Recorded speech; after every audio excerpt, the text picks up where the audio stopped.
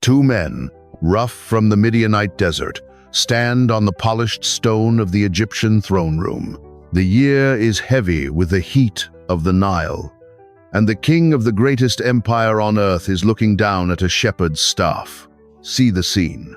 Moses has just demanded a 3-day journey into the wilderness to sacrifice to his God. Pharaoh does not execute him. He does not imprison Aaron. Instead, he issues an immediate, localized command that makes no economic sense. He removes the single binding agent that holds his empire's architecture together. He takes away the straw. The question is not simply why the labor became harder. The mystery we are tracking is why Pharaoh specifically weaponized the physical absence of this one material, and how the forced scattering of an entire nation to hunt for useless debris became the exact spiritual trigger required to sever their loyalty to Egypt. Listen to the decree exactly as it falls from the throne. Exodus 5, verses 6 and 7 in the King James Version. And Pharaoh commanded the same day the taskmasters of the people and their officers, saying, Ye shall no more give the people straw to make brick, as heretofore. Let them go and gather straw for themselves. Stop right there. The command is given the same day. The retaliation is instantaneous.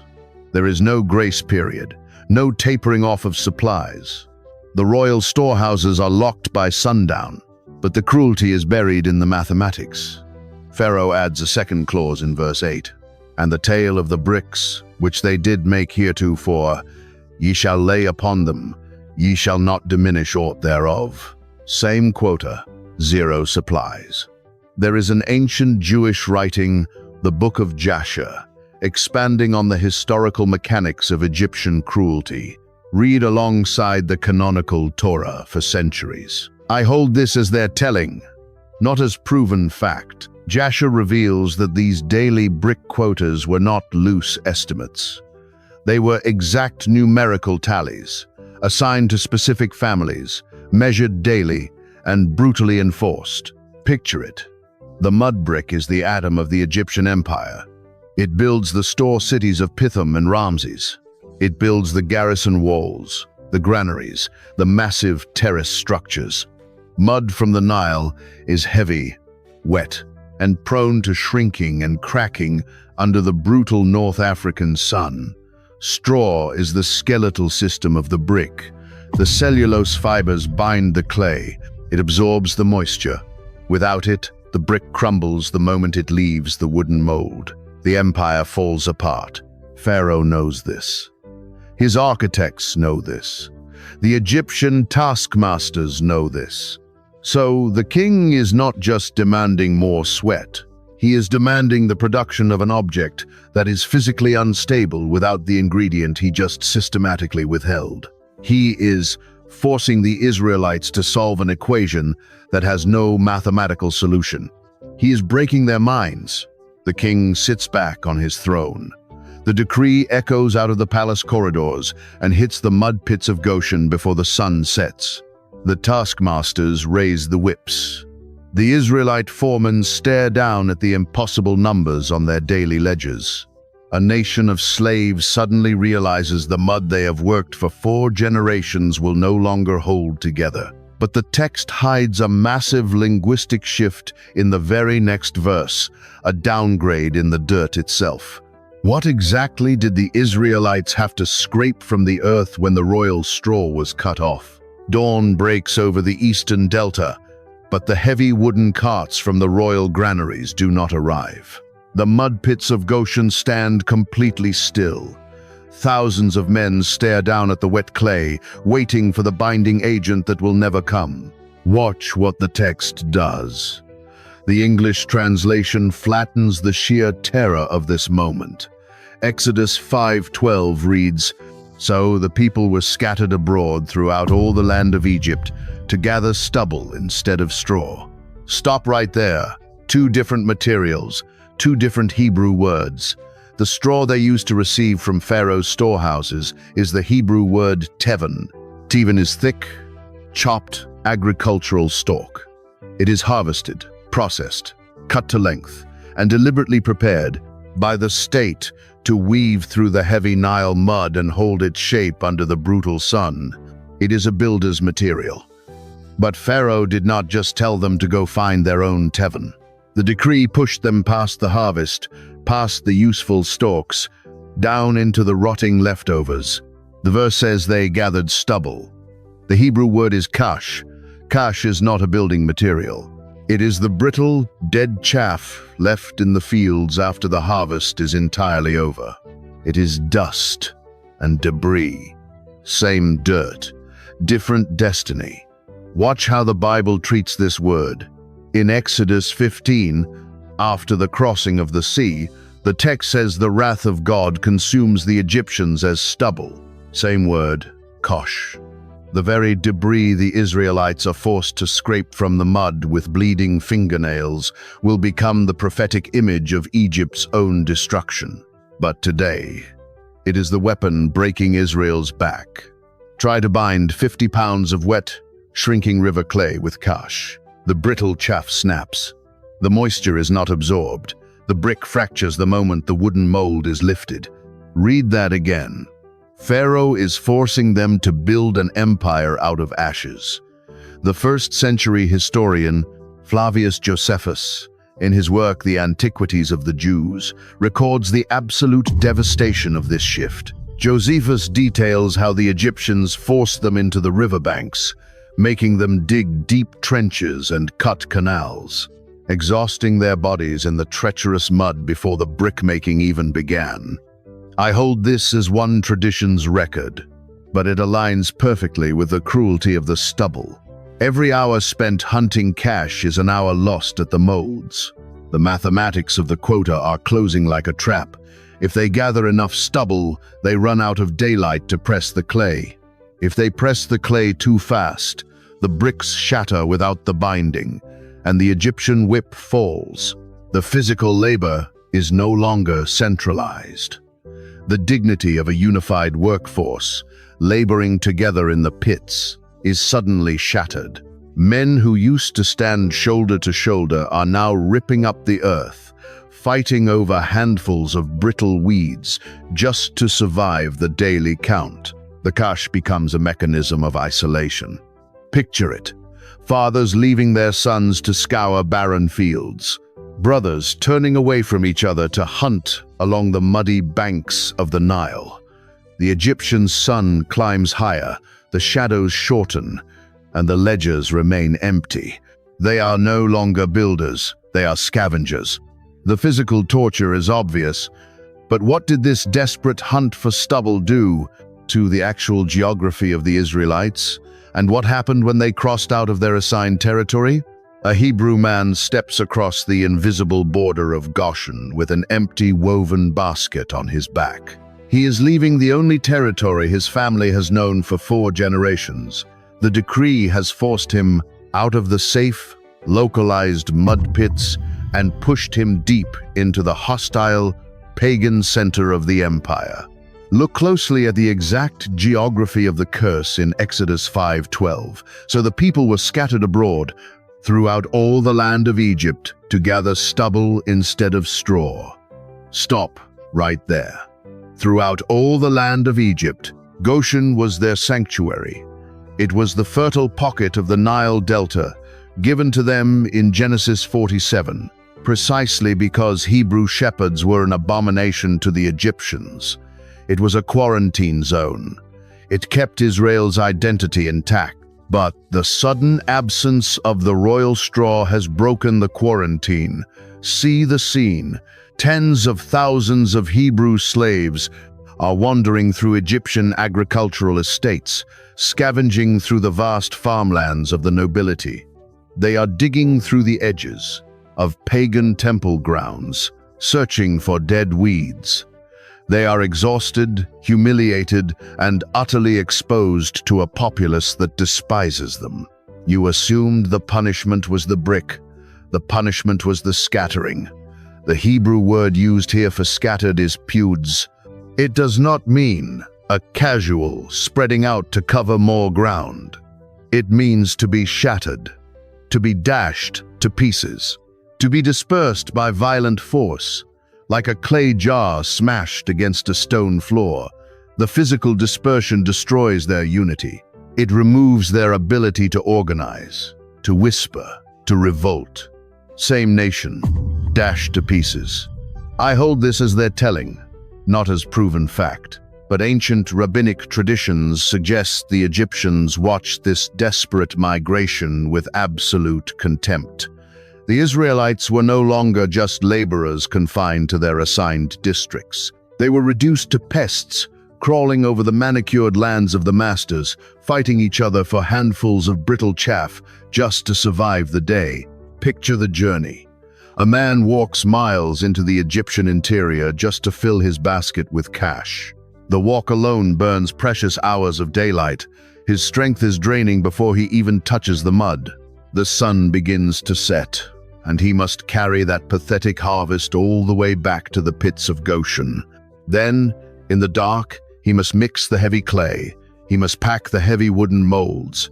He must try to bind it all together with debris that simply will not hold. The mathematics are closing in. The royal decree explicitly stated, "The tale of the bricks which they did make heretofore, ye shall lay upon them." The daily count must not drop. If a family was required to produce 1,000 bricks a day when they had state-provided straw, they must produce 1,000 bricks today, with scavenged stubble. The sun drops completely. The campfires are lit. The day is over. The ledgers are open, and the count is devastatingly short. The Egyptian taskmasters step into the firelight and raise the leather whips, ready to strike the backs of the exhausted slaves. But someone steps between the whip and the mud. Someone absorbs the blow. Who were the men standing between the Egyptian masters and the broken Israelites? The torches are lit in the mud pits of Goshen. The day of scavenging is over, and the mathematics have finally collapsed. The bricks are counted. The tally is devastatingly short. See the scene. The heavy leather of the Egyptian whip is uncoiled in the firelight. But the blood that hits the dirt tonight does not belong to the common slave who failed to gather enough stubble. The whip falls on the men holding the ledgers. Listen to the specific political structure in Exodus 5, verse 14. "And the offices of the children of Israel, which Pharaoh's taskmasters had set over them, were beaten and demanded, 'Wherefore have ye not fulfilled your task in making brick both yesterday and today, as heretofore?'" Stop right there. Two distinct titles, two different languages of power. The English text separates them as taskmasters and officers, but the Hebrew text exposes a brutal hierarchy of physical violence and psychological torture. The Egyptian taskmasters are the Nogasim. The word means dictators, drivers, exactors of tribute. They are the royal muscle. They carry the whip. But the Israelite officers are the Shotrim. Watch what the text does. Shotrim does not mean a slave driver. It comes from a root word meaning to arrange, to write, to keep records. These men are the Hebrew scribes. They are the record keepers. They carry the clay tablets and the wooden ledgers. The Nogasim are Egyptian, the Shotrim are Israelite. There is an ancient Aramaic translation of the Torah known as Targum Pseudo-Jonathan, which pulls the curtain back on exactly how this middle management of misery operated. I hold this as one reading, a window into how the ancients understood this system. The Targum reveals that the Egyptian Nogasim did not walk the pits counting every brick. They appointed the Hebrew Shotrim over their own brothers, organizing them into tens, 50s, and hundreds. The trap is set. If the quota is met, the empire profits. If the quota falls short, the Egyptian Nogas does not hunt down the exhausted slave shivering in the reeds. He summons the Hebrew shotter. He demands the ledger. And when the numbers do not match the royal decree, the Egyptian demands that the Hebrew scribe turn around and beat his own brother for the failure. Picture it. A Hebrew scribe, a man who knows the lineage and the tribe of the men sweating in the pit, is handed the whip. He is commanded to strike the exhausted fathers who spent the entire day scavenging for useless cash. He is ordered to enforce Pharaoh's impossible equation with violence. Pharaoh is not just trying to build walls. He is trying to force the Hebrew leadership to cannibalize its own people. If the scribes strike the slaves, the nation fractures from the inside out. The unity of the tribes is destroyed by their own hands. Same blood, same bondage. The physical brick is crumbling, but the true target is the soul of the nation. The Egyptians stand back in the flickering light, waiting for the Hebrew officers to break, waiting for them to turn on their own flesh and blood to save their own skin. But the scribes make a different choice. What happens when the men with the ledgers refuse to pick up the whip? The leather cuts through the hot night air.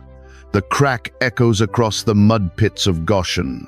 The man who falls to his knees in the dirt is not holding a brick mold. He is holding a wooden ledger. See the scene. The Egyptian taskmasters have demanded that the Hebrew officers turn the whip on their own brothers. The quota of the kash, the useless stubble, has failed. The numbers are short, but instead of striking the exhausted slaves, the Hebrew scribes drop their hands. They refuse to pass the violence down the line. Read the exact consequence in Exodus 5, verse 14. And the officers of the children of Israel, which Pharaoh's taskmasters had set over them, were beaten and demanded, "Wherefore have ye not fulfilled your task in making brick both yesterday and today, as heretofore?" Stop right there. Both yesterday and today. The cruelty is compounding. The debt of bricks does not reset at sunrise. The deficit from yesterday is added to the impossible quota of today. It is a mathematical death spiral. Every hour they spend hunting the Egyptian countryside for stubble is an hour they fall deeper into a debt they can never repay. And the Hebrew officers are absorbing the physical punishment. Ancient Jewish tradition, preserved in the Midrashic writings, records a powerful memory of these specific men. I offer it as that, one tradition's record. It states that because these scribes allowed their own flesh to be torn rather than betray their brothers, God remembered their scars. Months later, in the wilderness of Sinai, when Moses needed 70 elders to help carry the spiritual weight of the nation, God chose these exact men. The scribes who took the whip became the elders who received the Spirit. Two choices, two destinies. But tonight, there is no Spirit, and there is no rescue. There is only the bleeding back, the shattered mud brick, and the crushing weight of the unfulfilled quota. The officers endure this for days. The physical toll becomes unsustainable. Men are collapsing in the reeds, clutching handfuls of brittle chaff. The scribes realize they cannot survive the Nogasim, the brutal Egyptian drivers. But they make a critical, heartbreaking miscalculation. They believe this extreme torture is a localized corruption. They believe the middle management has gone rogue. They still trust the empire. They assume that if they bypass the taskmasters and go directly to the top, the king will see reason. They assume Pharaoh does not know how badly his workforce is being destroyed. Listen to their desperate appeal in Exodus 5:15. Then the officers of the children of Israel came and cried unto Pharaoh, saying, "Wherefore dealest thou thus with thy servants?" Sit with that. They call themselves his servants. After the murder of their infants in the river, after the stripping of the straw, after the beatings in the mud, they are still bowing to the throne of Egypt. They are begging for a return to the old oppression. They just want the Tevan back. They just want the state-provided straw so they can go back to being efficient, functional slaves. They stand bleeding on the polished stone of the royal court, waiting for the God-King to show mercy. The scribes believe they are bringing a logistical grievance to a rational ruler. But Pharaoh is not operating a construction site. He is operating a psychological slaughterhouse. What terrifying accusation does the king unleash when he finally looks down at the broken men before his throne? The blood of the Hebrew scribes drips onto the pristine stone of the royal court.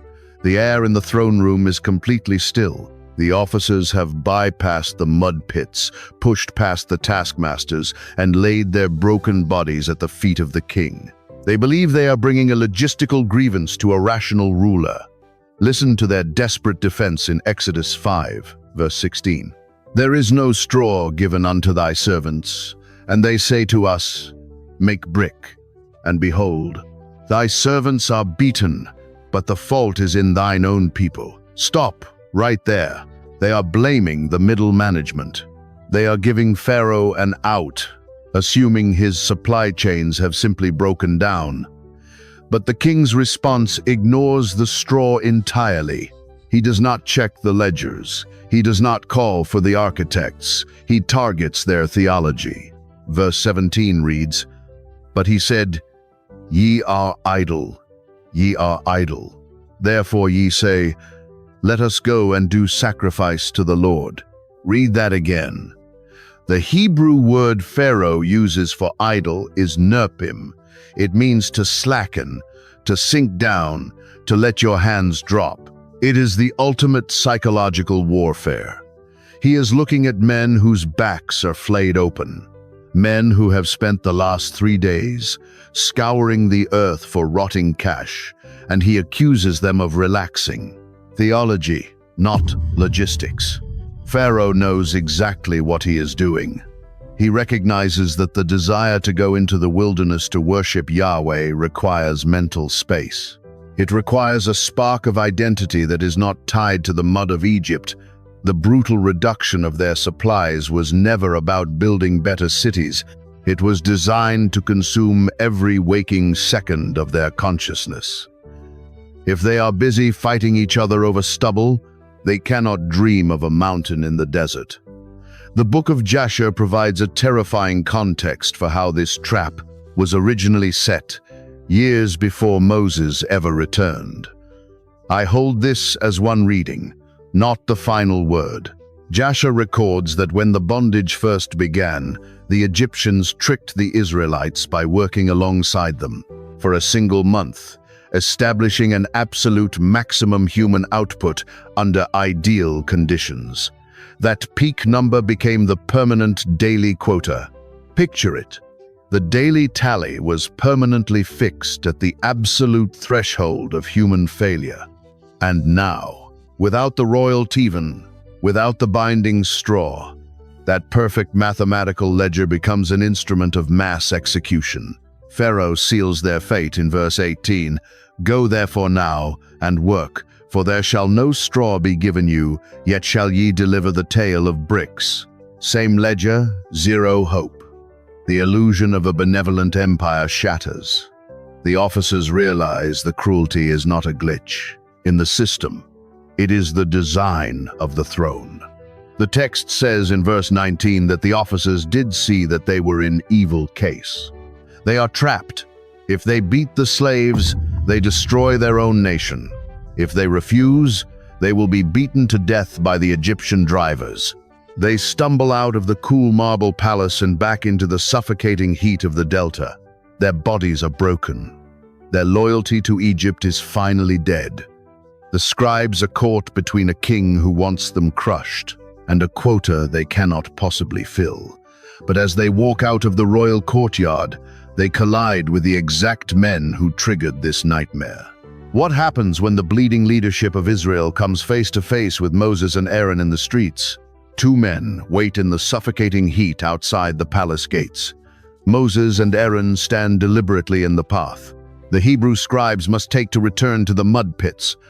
The officers emerge from the shadow of the colonnade. Their backs are flayed open. Their hands are empty. See the scene. The bleeding men do not attack the Egyptian gods. They turn their trauma directly on their deliverers. Listen to the bitter accusation in Exodus 5, verses 20 and 21. "And they met Moses and Aaron, who stood in the way, as they came forth from Pharaoh.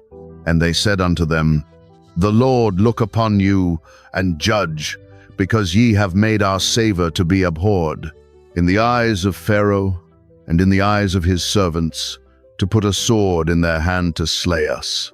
Stop right there. Look at the specific physical word they use for abhorred. The Hebrew is ba'ash. It does not mean to be mildly disliked. It means to emit a foul odor, to rot, to stink like a decaying corpse in the open sun. For 4 generations, the Israelites believed their labor made them acceptable. They pressed the wet Nile clay. They built the store cities. They assumed their compliance kept them safe. But the absence of the kash, the brutal hunt for the stubble, has finally exposed the truth. They suddenly realize Pharaoh has always viewed them as a stench. Moses did not create the hatred. His arrival simply forced the king to unsheathe the sword that was already at their throats. Read that again. The sword was always there. Moses breaks. He does not argue with the officers. He does not offer a theological platitude to men bleeding in the dirt. He turns his back on the palace, leaves Aaron in the dust, and takes the accusation straight into the presence of the divine. Listen to the raw collision of 2 courts in verses 22 and 23. And Moses returned unto the Lord, and said, Lord, wherefore hast thou so evil entreated this people? Why is it that thou hast sent me? For since I came to Pharaoh to speak in thy name, he hath done evil to this people. Neither hast thou delivered thy people at all. Sit with that. He accuses the Almighty. The Hebrew word Moses uses for evil entreated is ra'ah. It is a terrifying, dangerous word to throw at God. It means to bring utter ruin, to shatter, to afflict with profound misery. Moses is saying, you did this. He is looking at the fractured mud bricks, the torn backs of the Hebrew Shotrim, the nations scattered across the pagan landscape hunting for dead weeds, and he sees only failure. You assumed the great crisis of faith happened later, pinned against the Red Sea or waiting at the base of Sinai. The crisis happens right here, before a single plague falls on the river. Moses believes his obedience has caused their destruction. He believes the mission is dead. I hold this as one reading of the prophet's breaking point. A moment the text refuses to sanitize. Same prophet, shattered confidence. But Moses is reading the Egyptian ledger, not the divine design. He is staring at the broken brick, missing the entire architecture of the Exodus.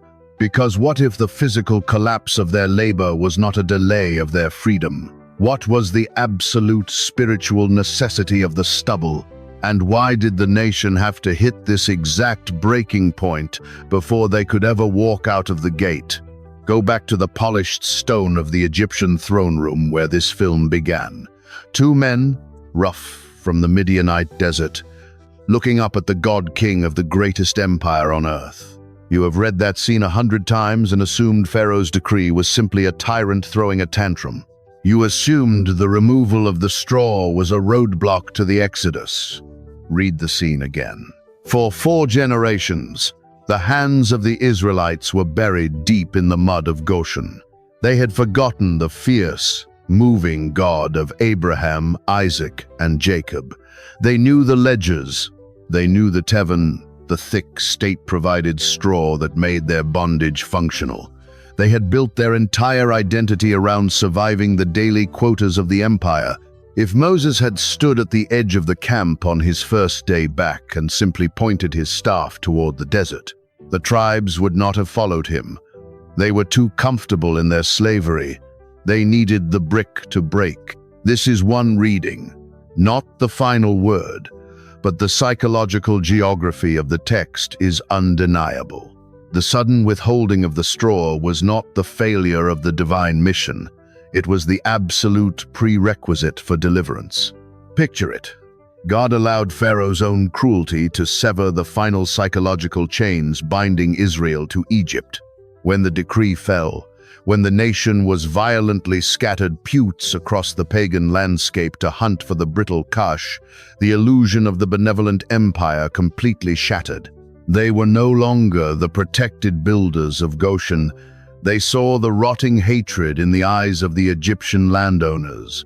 They felt the heavy leather whip tear open the backs of their own Hebrew officers. Same dirt, entirely new trauma. The Hebrew scribes had begged Pharaoh for a return to the old oppression. They had bowed on the floor and declared, "We are thy servants." But when Pharaoh threw them out and weaponized their theology, accusing them of being idle, the Israelites finally realized they had no future in the mud. Pharaoh thought he was breaking their spirits to keep them in the clay.